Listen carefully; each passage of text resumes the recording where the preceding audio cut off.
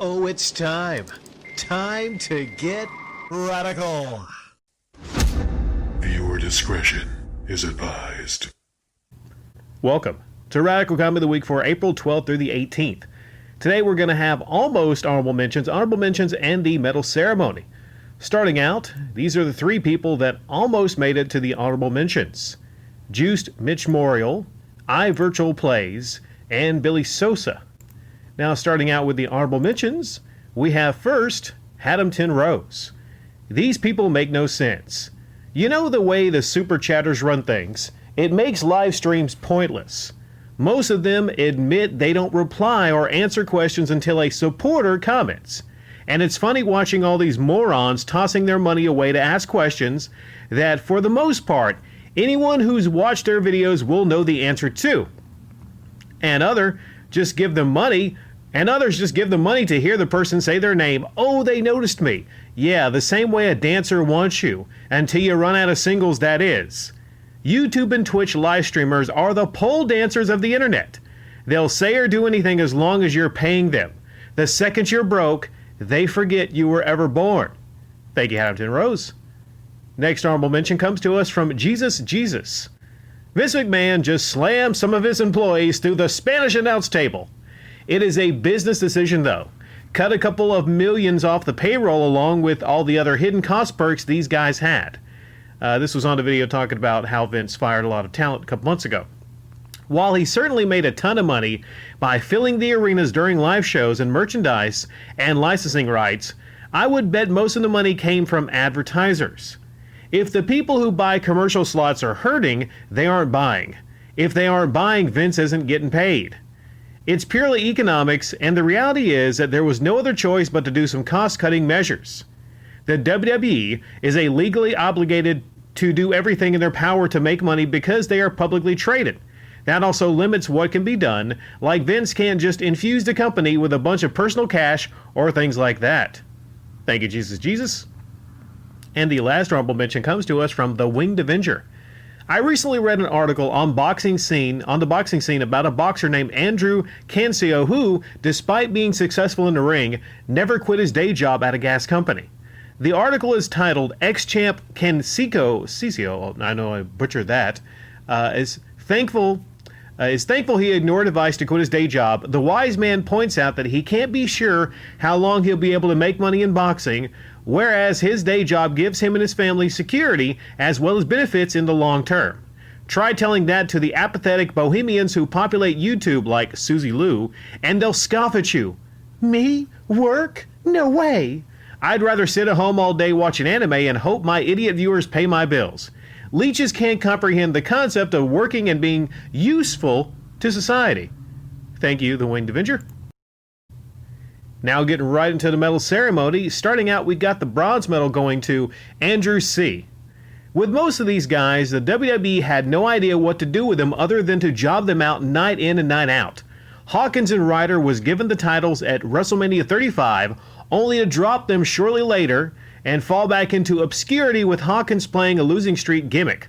Sarah Logan, who was repackaged recently and is married to one of the Viking Raiders, could have been used as a great manager much like Selena Vega, but instead got squashed in every recent match since.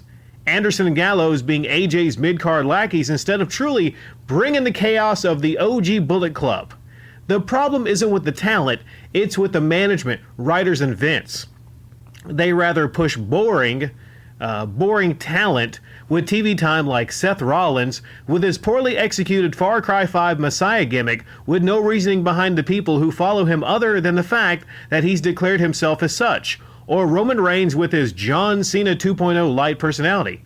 I'm sure we'll be seeing some of these released in AEW in the near future where they can actually perform. Well, speaking of AEW, AEW has its own issues. They have their own problems. But I'd say I've been watching both here recently, and AEW seems like it's funner to watch. Whereas the WWE, your top guys these days, okay? A lot of people don't even really know who they are, okay? Well, you got Seth Rollins, you got Braun Strowman, you got Bray Wyatt, okay? Those are the top guys now. You compare that to times past. You know, top guys, Triple H, Stone Cold, The Rock. Okay, we're never going to get back to that era. But I would make an argument that I think the WWE and Vince, they don't want stars of that caliber anymore. And it's silly, but I think they don't want stars of that caliber anymore for the simple reason that they don't want people like that to be able to hold them up and say, well, you know what, I'm going to AEW. And they'll say, you know what, you're not that special, we'll just create more people. But I don't think they want people, wrestlers, to get to a certain level. As stupid as that sounds, I don't think they want that. I think they stubbornly think, hey, we're the machine, we're the WWE, it doesn't matter what we churn out, we will churn out, boring, bland main events, main event talents, we'll do all this, and we just don't, I don't know. Like, I don't know what the thinking is. But you would think it's not that hard to replicate past success. Okay? There's people on that roster, I'm sure, that would fit in the role if they just maybe were given better creative lines to say. I mean, for fuck's sake, you remember when Roman Reigns, he actually was given a line, suffer and succotash? What the fuck is that shit? They ruined Roman Reigns. They ruined him. I mean, okay, he was a guy that had the look. You can argue maybe he didn't have the charisma, but you know what? It's not like Goldberg had a ton of fucking charisma, but they made that shit work. The problem is the writers. Number one, the problem is the writers. You take other creative. You take Vince out of there. You take his writers, whoever he puts in there, and you put someone in there that could do the most with the least. Fucking Paul Heyman. See what he accomplished in ECW in the 90s? Okay? I mean, they never, of course, they never really rivaled WWE, but he was an innovator, and he took almost nobodies and made them into somebodies, you know? So I think the problem is the writing, number one, and until the writing gets better, and until they actually start to, and they're running out of time here. They're running out of time to create new stars, because one way you create new stars is to use the old stars to get over the new stars. Okay? Who's the legit old stars right now? Okay? Brock Lesnar. I'm looking around. Who else seems legit? Okay? You got to use those old stars to get over the new stars, and look into the future. I don't know. It just looks bleak going into the future. As far as the product, as far as the money they're making a lot of money. Okay, they know how to make money, and they're making money. But as far as a good product, WWE just, it's not a good product. Like I said, because they don't know what to do with the wrestlers. They don't know how to write the wrestlers. They don't know how to make you give a fuck and care. And is Raw still 3 hours? They need to cut that shit down to 2 hours. Okay, it's just a whole lot of filler on there also. Thank you, Andrew C. Sorry I went a little bit long with that rant on WWE. The silver medal comes to us from Neo Turbo Maniac. That is so true. The hardest thing to find on YouTube are presenters that are genuine and sincere. I feel that the larger the sub count, the less authentic a person is. You do have your small channels that put on a BS persona to gain attention, but I'm far more likely to find the genuine people from that bunch. I feel that the craziness and the shenanigans of these people are used to cover up their deficiencies of their knowledge of games or gaming skill. Though you can never truly gauge a person's authenticity and sincerity on YouTube, but if a person churns out quality material and conducts himself in a way I feel is real, in that they would probably act the same way off camera and is relatable, they would win me over as viewer. Well, Neo Turbo Maniac, it's a really simple thing. It's a really simple thing, and so many YouTubers, I'm not going to go into an exhaustive list to name a lot of names, but, regular people that I talk about that are just not genuine, are playing fake characters, or the worst would be fake authenticity. Fake authenticity. Okay? People that know exactly what they're doing, that try to come across as authentic, but that's really not the full story. Or the worst case scenario where they try to maybe have sad stories come off as authentic, but then they point you to the Patreon, or they have like the Patreon link right after an upload to kind of, hit and nudge. Or the ones that have problems, or they're not feeling good on YouTube. I take my top hat to a lot of you going through things and not feeling good on YouTube. Okay, a lot of these things are done to try to get you to simply donate money to them. Okay? Now, as far as authentic, it's hard to find authentic people that are not going to straight lie to you. And like I said, it's even tougher sometimes to figure out what people's intentions are or what they do in an upload. It's really tough. I mean, I've been doing this for years, critical satire, but even now it's really tough sometimes, with some people because they're really slick about it to gauge their authenticity. Okay? I feel that one reason a lot of people come to this channel is because I'm, authentic. Love or hate the channel, that's up to you all, but I am who I am, and I say what I feel. I say what I think. It's a really simple thing, but it goes a long way into, getting the respect of people and to having people continue to show up to your channel, even if they agree or disagree with you. Thank you, Neo Turbo Maniac. I hope everyone appreciates the fact I'm trying to, cut these down a little bit because, I don't really want these to be half an hour long anymore. Plus, I need to fucking catch up, okay? Okay, I'm seeing these comments from 4 months ago, and, I'm going to stick to that personal goal, right? Certain YouTubers have their weight loss goals, but I have a goal to catch back up on comment of the week, and I think we can do it. The shiny, shiny gold medal today goes to someone making their first appearance in comment of the week, Art Bell. Wait a second, you fucking been here before? Amico.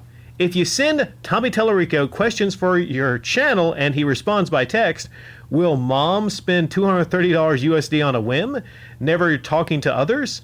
Even store staff might warn that these are being returned. Older kids want switch lights. Customers have 30 days to return at Walmart. TT may eat dozens of returns until shops dump all stock.